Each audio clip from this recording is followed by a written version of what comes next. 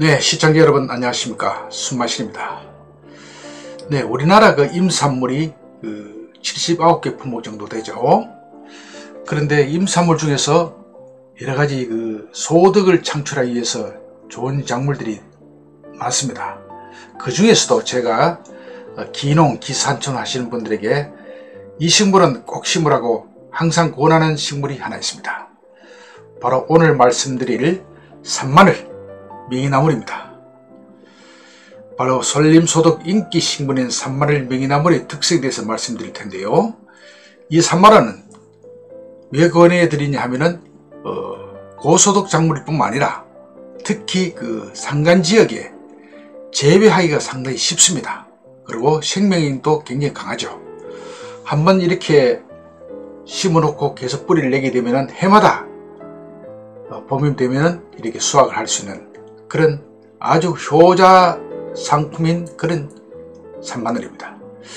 네, 그래서 오늘 여러가지 또 시청자 여러분께서도 많은 작물에 대해서 저한테 질문을 하셨습니다만은 이 식물은 너무나 유명한 식물이죠. 또 잘 알고 계시고 또 봄철만 되면 여러가지 미각을 돋우면서 우리 식탁에 꼭 빠지지 않는 그런 식물이기도 합니다. 그리고 최근에는 이 산림소득 이 식물을 이용해서 산마늘 명이나물을 가공 처리해서 절임이라든지 또는 여러가지 가공식품을 만들어서 여러가지 해외로 많이 수출하고 계시고 또 우리나라 외화벌이에도 이 명이나물이 상당히 한 역할을 하고 있다 이렇게 볼 수 있겠습니다. 그만큼 각광받는 그런 식물이죠. 그래서 꼭 이 식물은 여러가지 포트폴리오를 이렇게 식물을 만들 때 꼭 빠지지 않는 식물로 구성하시라는 뜻에서 오늘 제가 몇 가지 자료를 정리해서 말씀을 드리겠습니다. 자, 산마늘은 울릉 산마늘이 있고 또 일반 산마늘이 있죠. 바로 강원도 산마늘이라 그러기도 하고요. 자, 첫 번째 울릉도 산마늘입니다. 울릉 산마늘. 그래서 울릉도에서 많이 자생하기 때문에 울릉 산마늘이죠. 이 울릉 산마늘은 주로 이제 한국, 중국, 산린, 감차카 반도에 주로 분포를 하고 우리나라에는 울릉도 숲속에 널리 자생하고 있죠. 그래서 옛날에 성인봉이나 이렇게 울릉도로 등산을 하다 보면은 산에 오르면 밟히는 것이 이 명이나물이었습니다. 그만큼 많았습니다. 그리고 최근에는 이렇게 많이 좀 감소했습니다만은 또 울릉도에서 많이 보호도 하고 있고 그래서 항상 울릉도에서 볼 수 있는 것이죠. 이것을 육지로 가져와서 지금도 많이 재배를 하고 계십니다. 이 생육 특성을 보면요, 백합과 단연생 초본으로서 보통 30 내지 60cm 정도 높이로 자라죠. 그리고 잎필 줄기는 길이는 약 4 내지 7cm 정도 되고요. 약간 굵은 비침형으로 외피는 거물 같은 섬유로 덮여 있습니다. 그리고 갈색의 색깔을 띠고 있죠. 잎은 보통 2개 내지 3개로 길이가 약 30cm 정도까지 자라고요. 보통 폭은 3 내지 10cm 정도 타원형 또는 넓은 타원형으로 이루어지고 있습니다. 보통 꽃이 잎줄기에서 약 40 내지 70cm의 꽃대가 쑥 올라와서 5월 내지 7월에 노란색을 띤 백색으로 꽃이 핍니다. 그리고 열매는 보통 7, 8월에 성숙하는데요. 종자는 검은색이고 둥글게 생겼죠. 이 종자로서도 파종을 많이 합니다. 그래서 대량으로 이 종자를 파종할 때는 이 종자 파종기라는 게 있습니다. 이렇게 분무기처럼 분사하는데 이럴 때 대량을 할 때는 그걸 많이 사용하게 해요.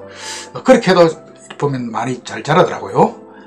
또 산마늘에 비해서 일반 산마늘에서 잎이 크고 넓어서 수확량이 많고 여름철에 고온에 비교적 잘 적응함으로 인해서 현재 널리 많이 재배되는 것이 이 울릉도 산마늘입니다. 울릉 산마늘. 잎이 넓으니까 그만큼 수확량이 많다는 것이죠. 그래서 아마 육지에서 재배하기는 이 울릉 산마늘이 상당히 좋다 그렇게 볼 수 있겠습니다. 그 다음 일반 산마늘, 그러니까 소위 강원도 산마늘이라 그러죠. 강원도 산마늘. 분포는 주로 이제 한국과 몽골, 카자흐스탄, 시베리아 정도에 분포하고 있고요. 우리나라에는 주로 강원도 지역인 설악산, 5대 산등지에 약 800m 이상 고산지대에 드물게 이렇게 자생을 하고 있습니다. 그만큼 고산지대에 자라는 식물이고요. 생육 특성은 보통 울릉산마늘과 거의 유사하게 이렇게 보이나 잎이 상당히 좁습니다. 잎이 좁죠. 그리고 타원형 또는 타원형으로 작은 편이며 마늘 특유의 향이 매우 강합니다. 그래서 보통 일반 울릉도 산마늘하고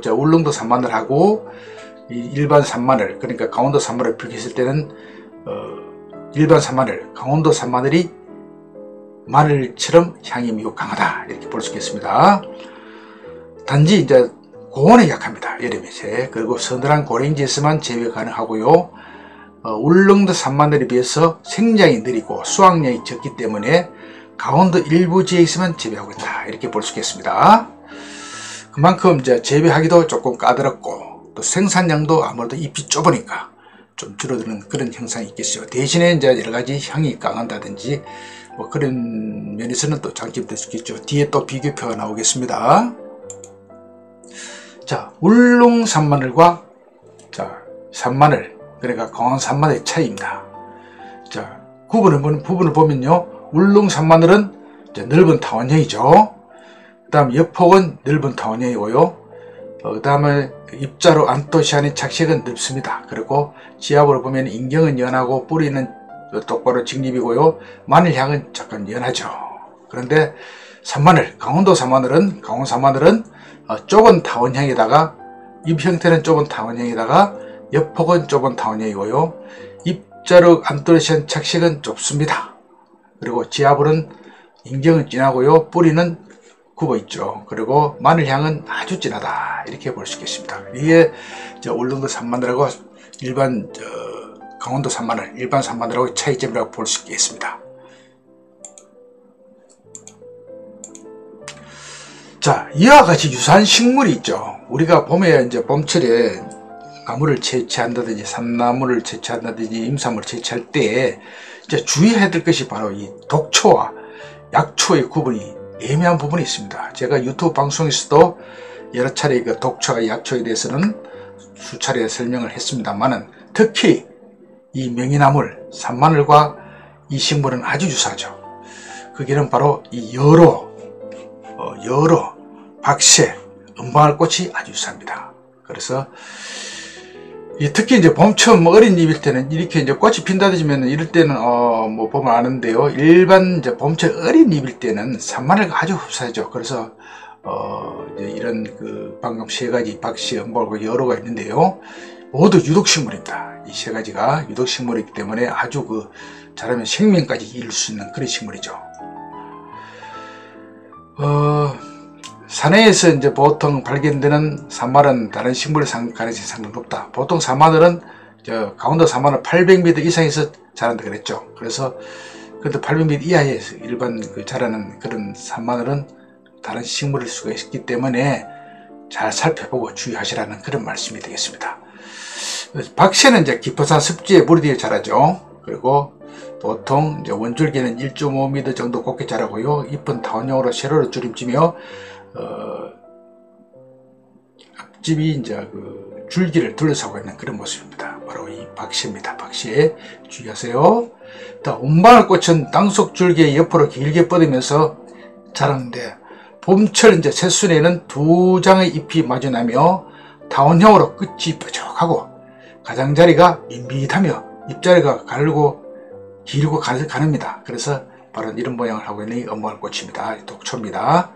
이런 것을 우리 봄에 뭐 보통 분들은 다 아시지만 또 이게 잘 모르시는 분들은 아주 혼돈할 수 있으니까 주의하시라고 제가 한번 다시 한번 말씀을 드리는 것입니다. 자, 그러면은 이 산마늘 이용 및 식품 영양적 특성을 보면요, 보통 이런 봄 특유의 향긋한 풍미를 지녀 입맛을 자극하는 고급 산나물이죠. 인경과 더불어 연한 잎줄기를 식용할 수도 있고요. 울릉도에서는 춘궁기에 목숨을 이어준다 하여 명이나물이라고 불렀답니다. 그래서 보통 이제 춘궁기나 버릇고기는 식량이 떨어지죠. 그때는 이 명이나물을 드시면서 연명했다는 그런 말이 전해지고 있습니다. 그리고 자, 미네랄과 비타민이 풍부하죠. 그리고 살균 작용이 있고요. 주로 장아찌를 많이 하고 삶, 튀김, 초무침, 실렛 등이고 최근에는 또 절임 쪽으로 많이 이렇게 개발돼서 해외로 많이 수출되고 있는 그런 수출 효자 상품이기도 합니다. 임산물 효자 상품. 또 약용으로는 마늘보다 효능이 월등한데요. 중국에서는 각총이라 해서 자연 강장제 중 제일로 칩니다. 그리고 장량 강장, 해독, 동맥경화, 인뇨, 당뇨, 피로회복, 감기, 건이, 소화 등에도 약효가 있다고 그렇게 알려져 있습니다. 그리고 식중독균에 대한 항균 효과가 있기 때문에 인체 내 비타민 B의 흡수를 촉진하는 작용과 항핵전 작용도 하고 있다, 그렇게 보여주고 있습니다. 그래서 이 산마늘, 명이나물은 식품을 떠나서 이제 기능성 식품까지 기능성도 상당히 뛰어난 그런 약용식물이다, 이렇게 볼 수 있겠죠. 앞전에 말씀드렸지만은 이 산마늘, 명이나물은 임산물, 뒤치박의 품목에 지원 품목에도 해당되는 그런 약용식물입니다. 예, 제가 이 표를 이렇게 만들어 놨는데요. 이 표는 지금 현재 이런 분포로 이렇게 합류가 되어 있습니다. 표를 참고해 주시면 좋겠습니다. 네, 지금까지 우리나라 임산물, 약용식물 중에서 산마늘, 명이나물에 대해서 말씀을 드렸고요. 너무나 잘 아시는 그런 산마늘, 명이나물입니다. 그래서 최근에도 많이 심고 계시고 또 저한테 물으시면은 다른 작물도 많이 권해드립니다만 특히 이 작물은 기본적으로 꼭 가져가시라고 그렇게 권해드리고 있고, 또 그렇게 해서 최근에 많이 또 소득을 창출하신 분도 제 주위에 계십니다. 그래서 제가 오늘 다시 한번 이 산마늘에 대해서 강조를 하는 것은, 저도 이렇게 산마늘을 재배하고 있습니다만은 앞전에 말씀드린 대로 재배가 까다롭지 않아서 특히 좋고요. 또 여러가지 소득도 창출되고요. 또 가공품으로서도 상당히 있기 때문에 6차 산업의 어떤 재료도 상당히 훌륭하다, 이렇게 볼 수 있겠습니다. 특히 이른 봄에 눈이 녹자마자 바로 이렇게 올라오는 게 바로 이 산마늘이지 않습니까? 그래서 황야가 이렇게 산이 황량할 때 초록빛으로 뛰어올라오는 보는 운치도 하나의 좋은 볼거리와 낭만을 주는 것이 이 산마늘이라고 볼 수 있겠습니다. 오늘은 소득작물로 각광받고 있는 임산물 산마늘, 명이나물에 대해서 설명을 드렸습니다. 이상 숨마실 TV였습니다. 시청자 여러분 대단히 감사합니다.